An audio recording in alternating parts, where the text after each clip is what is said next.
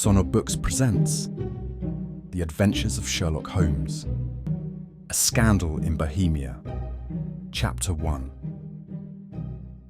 To Sherlock Holmes, she is always the woman. I have seldom heard him mention her under any other name. In his eyes, she eclipses and predominates the whole of her sex. It was not that he felt any emotion akin to love for Irene Adler. All emotions, and that one particularly, were abhorrent to his cold, precise but admirably balanced mind. He was, I take it, the most perfect reasoning and observing machine that the world has seen, but as a lover he would have placed himself in a false position. He never spoke of the softer passions, save with a jibe and a sneer.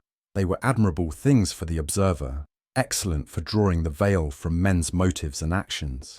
But for the trained reasoner to admit such intrusions into his own delicate and finely adjusted temperament was to introduce a distracting factor which might throw a doubt upon all his mental results. Grit in a sensitive instrument, or a crack in one of his own high-power lenses, would not be more disturbing than a strong emotion in a nature such as his. And yet there was but one woman to him, and that woman was the late Irene Adler, of dubious and questionable memory. I had seen little of Holmes lately. My marriage had drifted us away from each other. My own complete happiness and the Holmes-centered interests which rise up around the man who first finds himself master of his own establishment were sufficient to absorb all my attention, while Holmes, who loathed every form of society with his whole Bohemian soul, remained in our lodgings in Baker Street, buried among his old books, and alternating from week to week between cocaine and ambition, the drowsiness of the drug, and the fierce energy of his own keen nature. He was still, as ever, deeply attracted by the study of crime, and occupied his immense faculties and extraordinary powers of observation in following out those clues, and clearing up those mysteries which had been abandoned as hopeless by the official police.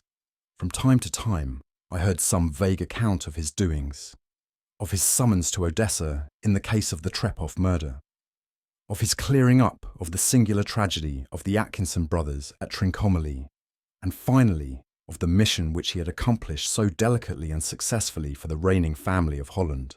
Beyond these signs of his activity, however, which I merely shared with all the readers of the daily press, I knew little of my former friend and companion. One night, it was on the 20th of March 1888, I was returning from a journey to a patient, for I had now returned to civil practice, when my way led me through Baker Street.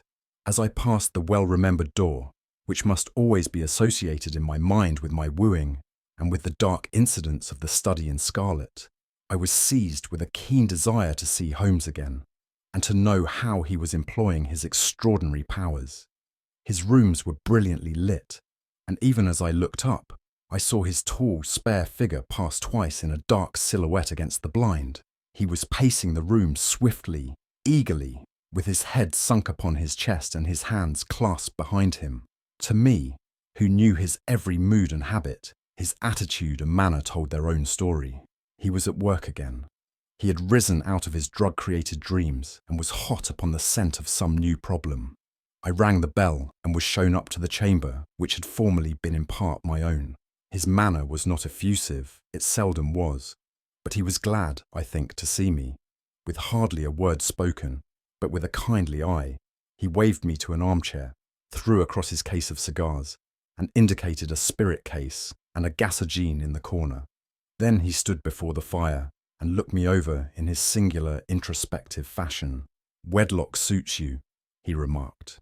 "I think, Watson, that you have put on 7.5 pounds since I saw you." "7," I answered. "Indeed, I should have thought a little more. Just a trifle more, I fancy, Watson. And in practice again, I observe. You did not tell me that you intended to go into harness." "Then how do you know?" "I see it. I deduce it. How do I know that you have been getting yourself very wet lately, and that you have a most clumsy and careless servant girl?" "My dear Holmes," said I, "this is too much. You would certainly have been burned had you lived a few centuries ago. It is true that I had a country walk on Thursday and came home in a dreadful mess, but as I have changed my clothes, I can't imagine how you deduce it. As to Mary Jane, she is incorrigible, and my wife has given her notice. But there, again, I fail to see how you work it out." He chuckled to himself and rubbed his long, nervous hands together. "It is simplicity itself," said he. "My eyes tell me that on the inside of your left shoe, just where the firelight strikes it, the leather is scored by 6 almost parallel cuts. Obviously, they have been caused by someone who has very carelessly scraped round the edges of the sole in order to remove crusted mud from it.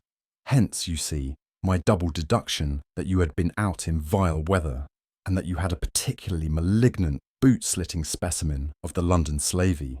As to your practice, if a gentleman walks into my rooms smelling of iodoform, with a black mark of nitrate of silver upon his right forefinger, and a bulge on the right side of his top hat to show where he has secreted his stethoscope, I must be dull indeed if I do not pronounce him to be an active member of the medical profession."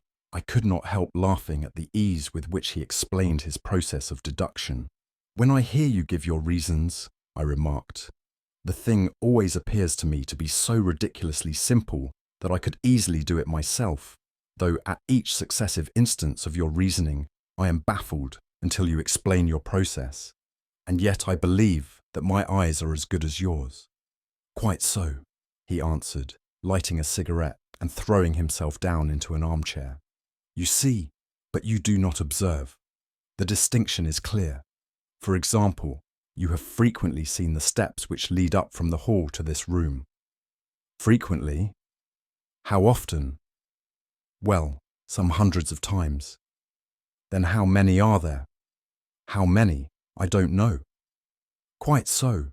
You have not observed, and yet you have seen. That is just my point. Now I know that there are 17 steps, because I have both seen and observed. By the way, since you are interested in these little problems, and since you are good enough to chronicle 1 or 2 of my trifling experiences, you may be interested in this." He threw over a sheet of thick, pink-tinted notepaper, which had been lying open upon the table. "It came by the last post," said he. "Read it aloud." The note was undated, and without either signature or address. "There will call upon you tonight at 7:45, it said, "a gentleman who desires to consult you upon a matter of the very deepest moment. Your recent services to one of the royal houses of Europe have shown that you are one who may safely be trusted with matters which are of an importance which can hardly be exaggerated. This account of you we have from all quarters received. Be in your chamber then at that hour, and do not take it amiss if your visitor wear a mask." "This is indeed a mystery," I remarked. "What do you imagine that it means?" "I have no data yet. It is a capital mistake to theorize before one has data. Insensibly, one begins to twist facts to suit theories, instead of theories to suit facts. But the note itself, what do you deduce from it?" I carefully examined the writing and the paper upon which it was written. "The man who wrote it was presumably well-to-do," I remarked, endeavouring to imitate my companion's processes. "Such paper could not be bought under £0.50 a packet. It is peculiarly strong and stiff." "Peculiar? That is the very word," said Holmes. "It is not an English paper at all. Hold it up to the light." I did so, and saw a large E with a small g, a P, and a large G with a small t woven into the texture of the paper. "What do you make of that?" asked Holmes. "The name of the maker, no doubt. Or his monogram, rather." "Not at all. The G with the smallet stands for Gesellschaft, which is the German for company. It is a customary contraction like our company P, of course, stands for papier, now for the egg. Let us glance at our Continental Gazetteer." He took down a heavy brown volume from his shelves. "Eglo, Eglanitz. Here we are, Egria. It is in a German-speaking country, in Bohemia, not far from Carlsbad. Remarkable as being the scene of the death of Wallenstein, and for its numerous glass factories and paper mills." "Ha ha, my boy. What do you make of that?" His eyes sparkled, and he sent up a great blue triumphant cloud from his cigarette. "The paper was made in Bohemia," I said. "Precisely. And the man who wrote the note is a German. Do you note the peculiar construction of the sentence? 'This account of you we have from all quarters received.' A Frenchman or Russian could not have written that. It is the German who is so uncourteous to his verbs. It only remains, therefore, to discover what is wanted by this German who writes upon Bohemian paper and prefers wearing a mask to showing his face. And here he comes, if I am not mistaken, to resolve all our doubts. As he spoke, there was the sharp sound of horses' hoofs and grating wheels against the curb, followed by a sharp pull at the bell. Holmes whistled. "A pair, by the sound," said he. "Yes," he continued, glancing out of the window. "A nice little brougham and a pair of beauties. 150 guineas apiece. There's money in this case, Watson, if there is nothing else. I think that I had better go, Holmes." "Not a bit, Doctor. Stay where you are. I am lost without my Boswell, and this promises to be interesting. It would be a pity to miss it." "But your client—" "Never mind him. I may want your help, and so may he. Here he comes. Sit down in that armchair, Doctor, and give us your best attention." A slow and heavy step, which had been heard upon the stairs and in the passage, paused immediately outside the door. Then there was a loud and authoritative tap. "Come in," said Holmes. A man entered, who could hardly have been less than 6 feet 6 inches in height, with the chest and limbs of a Hercules. His dress was rich with a richness which would, in England, be looked upon as akin to bad taste. Heavy bands of astrakhan were slashed across the sleeves and fronts of his double-breasted coat, while the deep blue cloak which was thrown over his shoulders was lined with flame-coloured silk and secured at the neck with a brooch which consisted of a single flaming beryl, boots which extended halfway up his calves and which were trimmed at the tops with rich brown fur, completed the impression of barbaric opulence which was suggested by his whole appearance. He carried a broad-brimmed hat in his hand, while he wore across the upper part of his face, extending down past the cheekbones, a black vizard mask, which he had apparently adjusted that very moment, for his hand was still raised to it as he entered. From the lower part of the face, he appeared to be a man of strong character, with a thick, hanging lip and a long, straight chin, suggestive of resolution pushed to the length of obstinacy. "You had my note?" he asked with a deep, harsh voice and a strongly marked German accent. "I told you that I would call." He looked from one to the other of us, as if uncertain which to address. "Pray take a seat," said Holmes. "This is my friend and colleague, Dr. Watson, who is occasionally good enough to help me in my cases. Whom have I the honour to address?" "You may address me as the Count von Kram, a Bohemian nobleman. I understand that this gentleman, your friend, is a man of honour and discretion, whom I may trust with a matter of the most extreme importance. If not, I should much prefer to communicate with you alone." I rose to go, but Holmes caught me by the wrist and pushed me back into my chair. "It is both or none," said he. "You may say before this gentleman anything which you may say to me." The Count shrugged his broad shoulders. "Then I must begin," said he, "by binding you both to absolute secrecy for 2 years. At the end of that time, the matter will be of no importance. At present, it is not too much to say that it is of such weight it may have an influence upon European history." "I promise," said Holmes. "And I." "You will excuse this mask," continued our strange visitor. "The august person who employs me wishes his agent to be unknown to you, and I may confess at once that the title by which I have just called myself is not exactly my own." "I was aware of it," said Holmes dryly. "The circumstances are of great delicacy, and every precaution has to be taken to quench what might grow to be an immense scandal and seriously compromise one of the reigning families of Europe. To speak plainly, the matter implicates the great house of Ormstein, hereditary kings of Bohemia." "I was also aware of that," murmured Holmes, settling himself down in his armchair and closing his eyes. Our visitor glanced with some apparent surprise at the languid, lounging figure of the man, who had been no doubt depicted to him as the most incisive reasoner and most energetic agent in Europe. Holmes slowly reopened his eyes and looked impatiently at his gigantic client. "If your Majesty would condescend to state your case," he remarked, "I should be better able to advise you." The man sprang from his chair and paced up and down the room in uncontrollable agitation. Then, with a gesture of desperation, he tore the mask from his face and hurled it upon the ground. "You are right," he cried. "I am the king. Why should I attempt to conceal it?" "Why, indeed," murmured Holmes. "Your Majesty had not spoken before I was aware that I was addressing Wilhelm Gottsreich, Sigismund von Ormstein, Grand Duke of Kassel-Felstein, and hereditary King of Bohemia." "But you can understand," said our strange visitor, sitting down once more and passing his hand over his high white forehead. "You can understand that I am not accustomed to doing such business in my own person.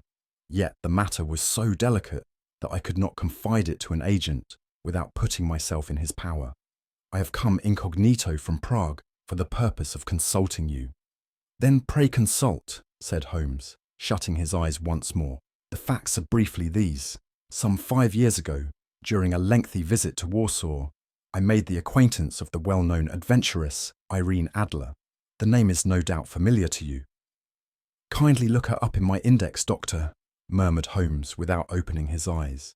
For many years, he had adopted a system of docketing all paragraphs concerning men and things, so that it was difficult to name a subject or a person on which he could not at once furnish information.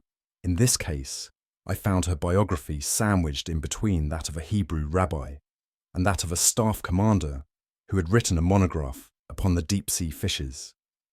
"Let me see," said Holmes. Born in New Jersey in the year 1858. Contralto, La Scala, Prima donna Imperial Opera of Warsaw, yes. Retired from operatic stage, Living in London, quite so. Your Majesty, as I understand, became entangled with this young person, wrote her some compromising letters, and is now desirous of getting those letters back." "Precisely so. But how? Was there a secret marriage?" "None." "No legal papers or certificates?" "None." "Then I fail to follow your Majesty. If this young person should produce her letters for blackmailing or other purposes, how is she to prove their authenticity?" "There is the writing." "Pooh! Forgery! My private notepaper. Stolen. My own seal. Imitated. My photograph. Bought. We were both in the photograph. Oh dear, that is very bad. Your Majesty has indeed committed an indiscretion. I was mad. Insane. You have compromised yourself seriously. I was only Crown Prince then. I was young. I am but 30 now. It must be recovered. We have tried and failed. Your Majesty must pay. It must be bought." "She will not sell." "Stolen then." 5 attempts have been made. Twice burglars in my pay ransacked her house. Once we diverted her luggage when she travelled. Twice she has been waylaid. There has been no result." "No sign of it?" "Absolutely none." Holmes laughed. "It is quite a pretty little problem," said he. "But a very serious one to me," returned the king reproachfully. "Very indeed. And what does she propose to do with the photograph?" "To ruin me." "But how?" "I'm about to be married." "So I have heard." "To Clotilde Lothman von Saxe-Meiningen, second daughter of the King of Scandinavia. You may know the strict principles of her family. She is herself the very soul of delicacy. A shadow of a doubt as to my conduct would bring the matter to an end. And Irene Adler? Threatens to send them the photograph. And she will do it. I know that she will do it. You do not know her, but she has a soul of steel. She has the face of the most beautiful of women and the mind of the most resolute of men. Rather than I should marry another woman, there are no lengths to which she would not go. None. You are sure that she has not sent it yet?" "I am sure." "And why?" "Because she has said that she would send it on the day when the betrothal was publicly proclaimed. That will be next Monday." "Oh, then we have 3 days yet," said Holmes with a yawn. "That is very fortunate, as I have 1 or 2 matters of importance to look into just at present.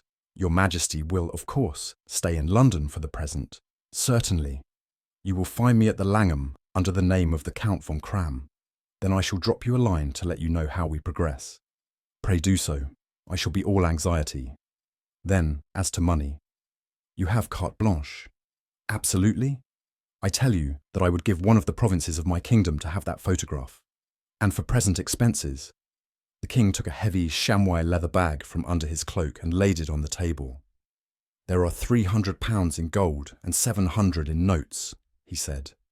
Holmes scribbled a receipt upon a sheet of his notebook and handed it to him. And Mademoiselle's address, he asked, is Bryony Lodge, Serpentine Avenue, St. John's Wood. Holmes took a note of it. One other question, said he. Was the photograph a cabinet? It was. Then good night, Your Majesty, and I trust that we shall soon have some good news for you. And good night, Watson, he added, as the wheels of the royal brougham rolled down the street. If you will be good enough to call tomorrow afternoon at 3 o'clock, I should like to chat this little matter over with you. Chapter 2. At 3 o'clock precisely, I was at Baker Street, but Holmes had not yet returned. The landlady informed me that he had left the house shortly after 8 o'clock in the morning. I sat down beside the fire, however, with the intention of awaiting him, however long he might be. I was already deeply interested in his inquiry, for though it was surrounded by none of the grim and strange features which were associated with the two crimes which I have already recorded, still, the nature of the case and the exalted station of his client gave it a character of its own. Indeed, apart from the nature of the investigation which my friend had on hand, there was something in his masterly grasp of a situation and his keen, incisive reasoning which made it a pleasure to me to study his system of work and to follow the quick, subtle methods by which he disentangled the most inextricable mysteries. So accustomed was I to his invariable success that the very possibility of his failing had ceased to enter into my head. It was close upon 4 before the door opened, and a drunken-looking groom, ill-kempt and side-whiskered, with an inflamed face and disreputable clothes, walked into the room. Accustomed as I was to my friend's amazing powers in the use of disguises, I had to look 3 times before I was certain that it was indeed he. With a nod, he vanished into the bedroom, whence he emerged in 5 minutes, tweed-suited and respectable, as of old. Putting his hands into his pockets, he stretched out his legs in front of the fire and laughed heartily for some minutes. "Well, really," he cried, and then he choked and laughed again until he was obliged to lie back, limp and helpless, in the chair. "What is it? It's quite too funny. I'm sure you could never guess how I employed my morning, or what I ended by doing. I can't imagine. I suppose that you have been watching the habits, and perhaps the house, of Miss Irene Adler." "Quite so, but the sequel was rather unusual. I will tell you, however.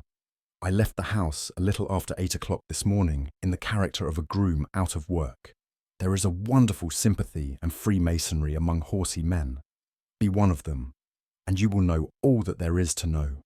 I soon found Bryony Lodge.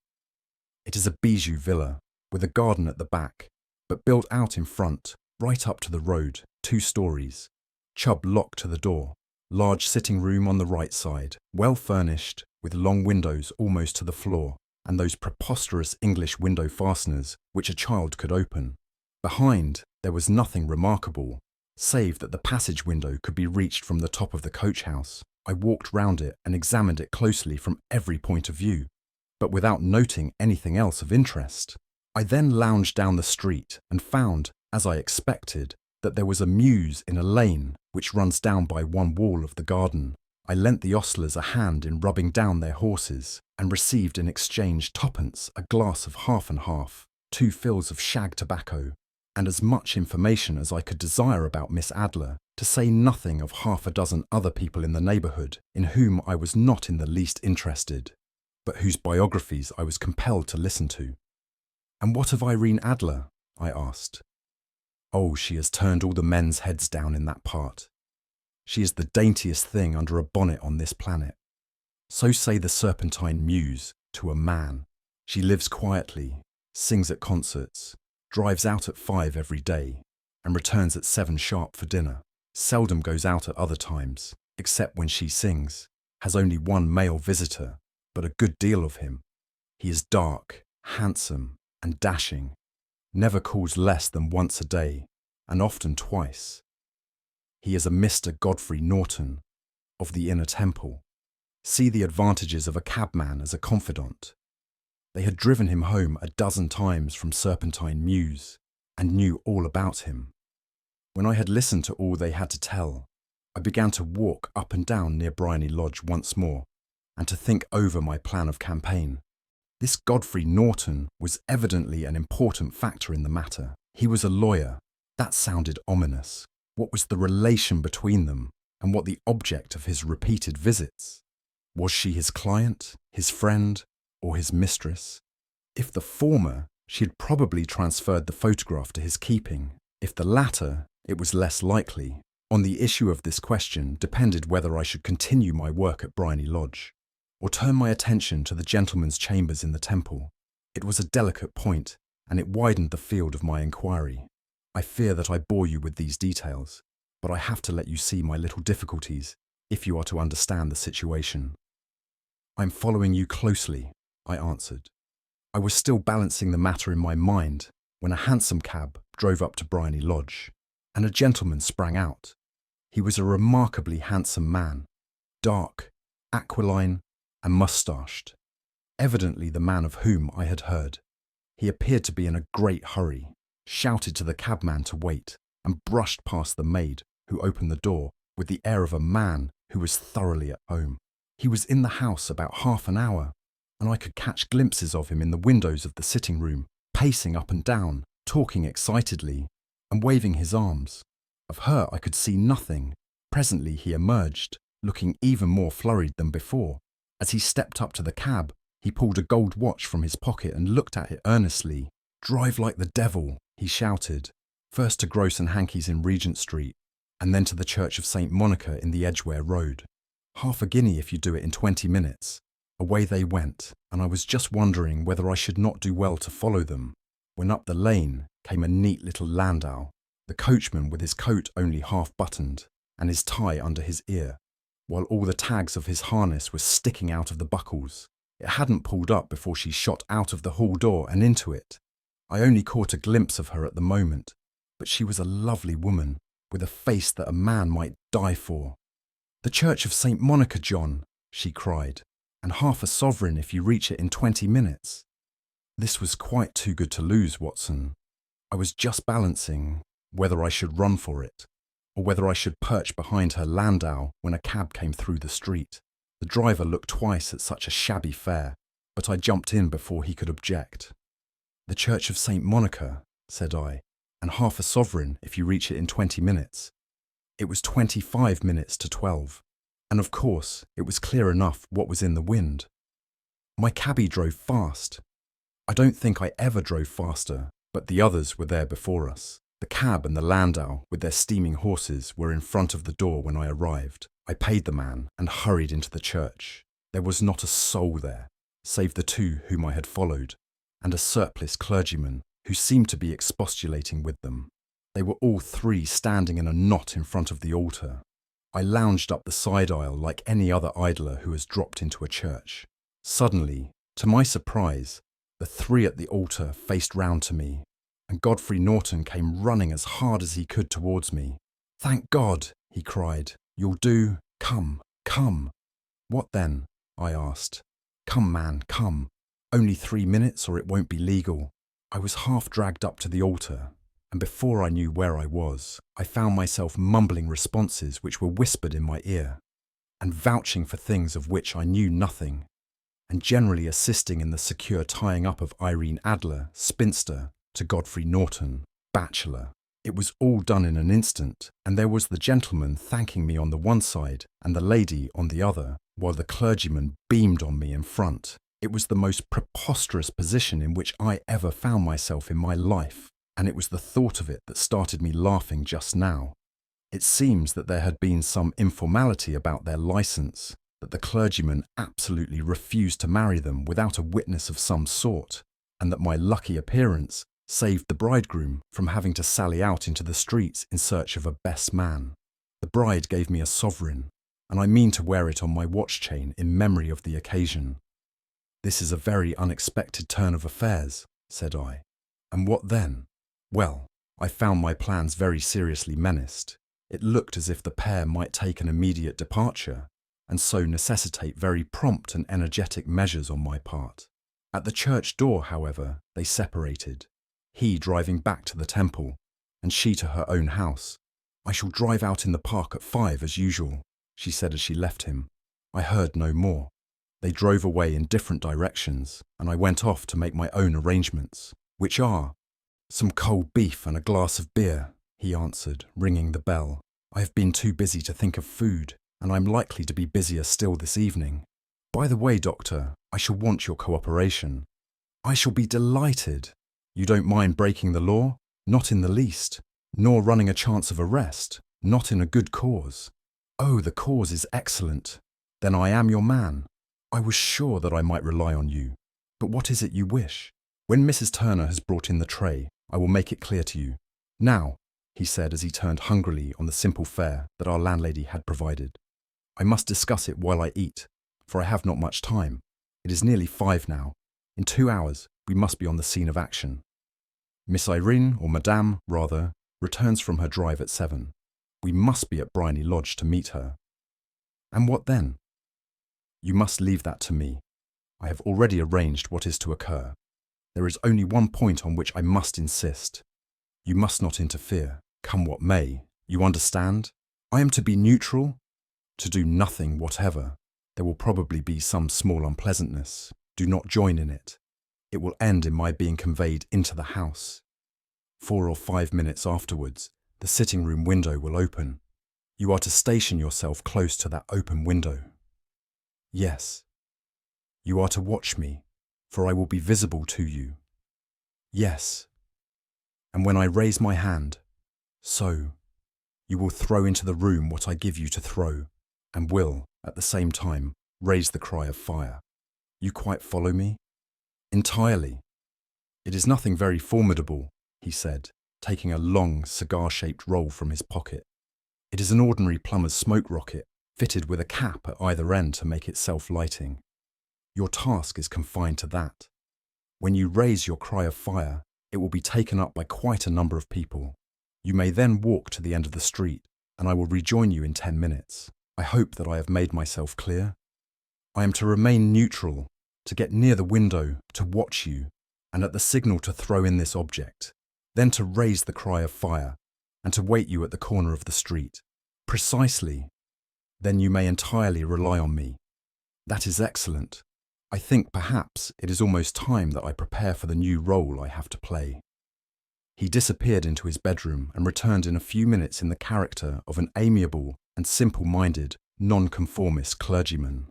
His broad black hat, his baggy trousers, his white tie, his sympathetic smile, and general look of peering and benevolent curiosity were such as Mr. John Hare alone could have equalled. It was not merely that Holmes changed his costume.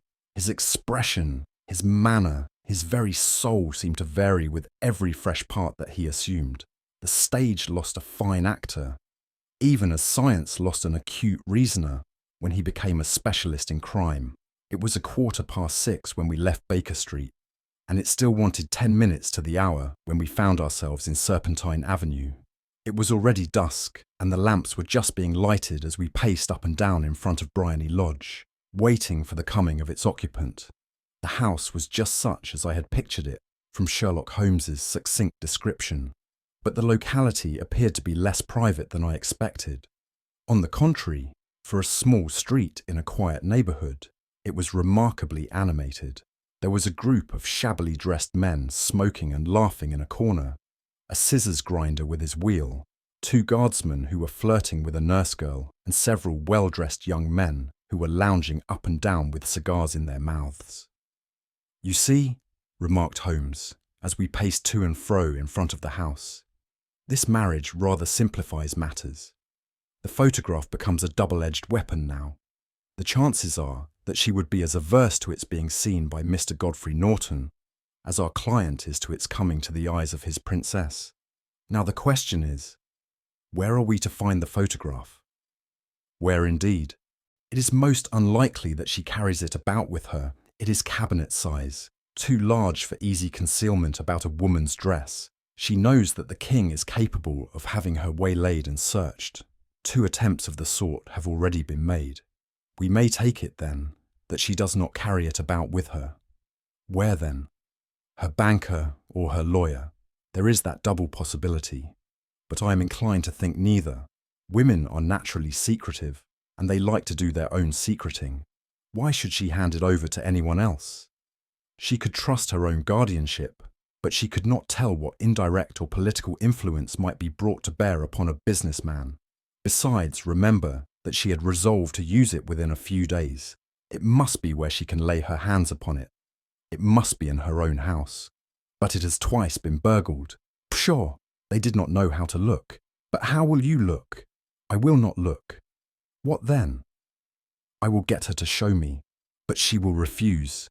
She will not be able to, but I hear the rumble of wheels. It is her carriage. Now carry out my orders to the letter. As he spoke, the gleam of the sidelights of a carriage came round the curve of the avenue. It was a smart little landau which rattled up to the door of Briony Lodge. As it pulled up, one of the loafing men at the corner dashed forward to open the door in the hope of earning a copper, but was elbowed away by another loafer who had rushed up with the same intention.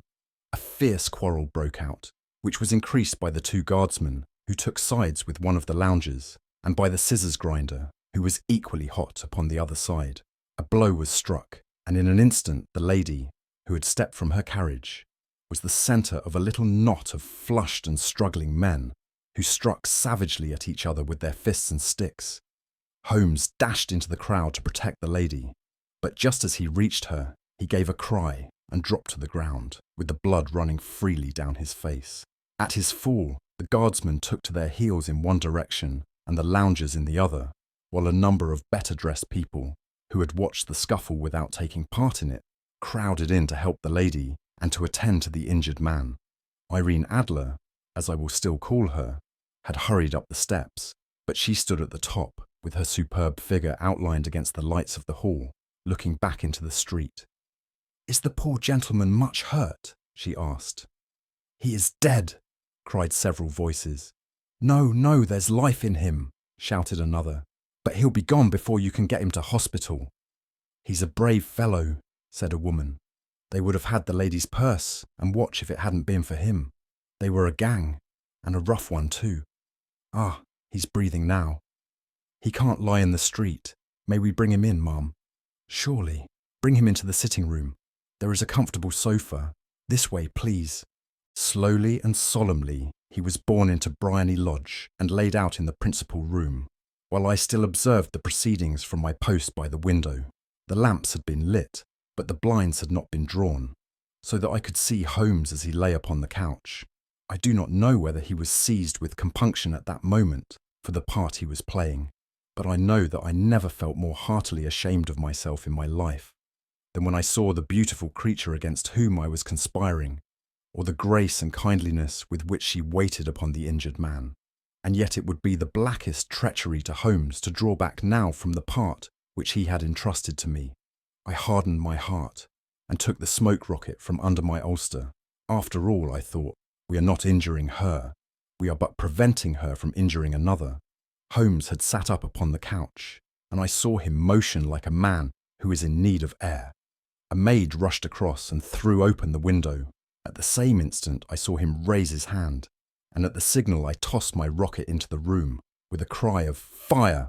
The word was no sooner out of my mouth than the whole crowd of spectators, well-dressed and ill, gentlemen, ostlers, and servant-maids, joined in a general shriek of "Fire!"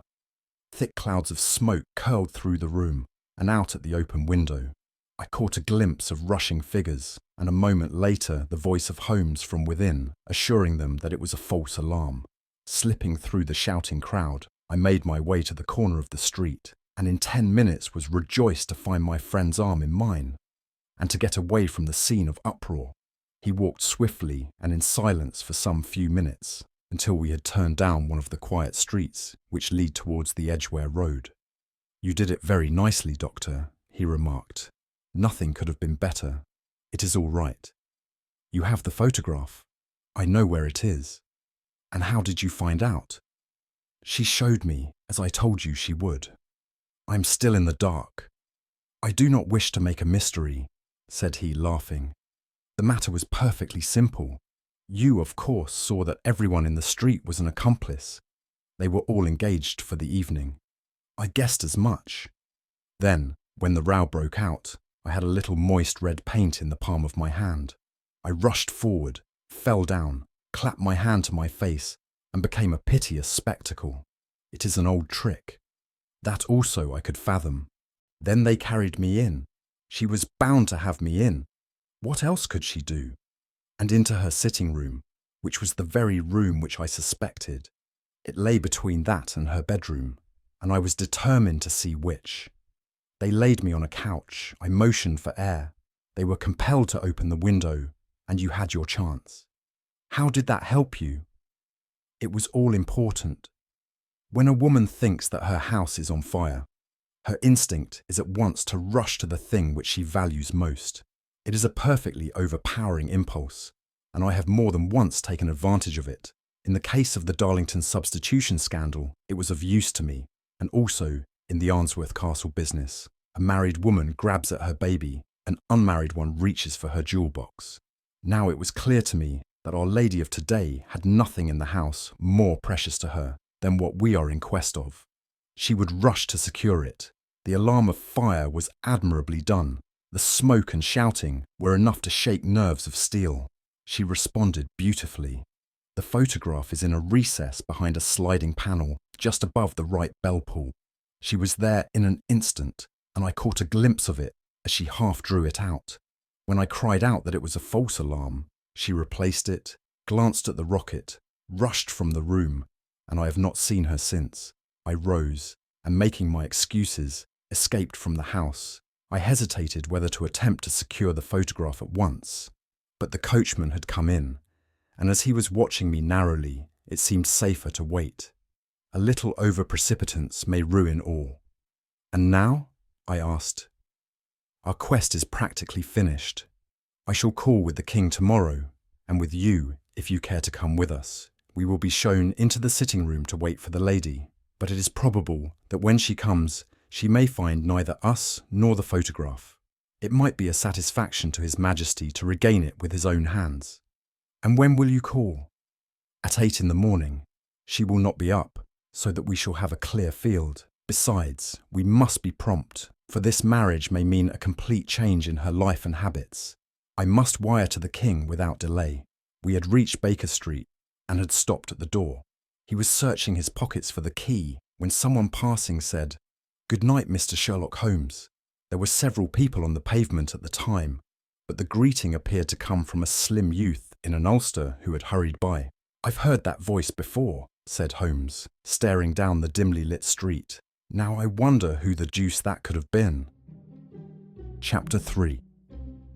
I slept at Baker Street that night, and we were engaged upon our toast and coffee in the morning, when the King of Bohemia rushed into the room. "You have really got it," he cried, grasping Sherlock Holmes by either shoulder and looking eagerly into his face. "Not yet. But you have hopes." "I have hopes." "Then come. I am all impatience to be gone. We must have a cab." "No, my brougham is waiting." "Then that will simplify matters." We descended and started off once more for Bryony Lodge. "Irene Adler is married," remarked Holmes. "Married? When?" "Yesterday." "But to whom?" "To an English lawyer named Norton. But she could not love him." "I am in hopes that she does." "And why in hopes?" "Because it would spare your Majesty all fear of future annoyance. If the lady loves her husband, she does not love your Majesty. If she does not love your Majesty, there is no reason why she should interfere with your Majesty's plan." "It is true. And yet, well, I wish she had been of my own station. What a queen she would have made." He relapsed into a moody silence, which was not broken until we drew up in Serpentine Avenue.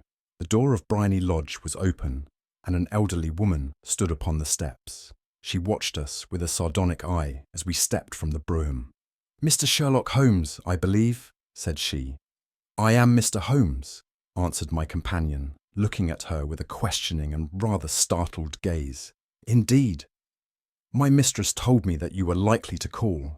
She left this morning with her husband by the 5:15 train from Charing Cross for the Continent." "What? Sherlock Holmes staggered back, white with chagrin and surprise. "Do you mean that she has left England, never to return?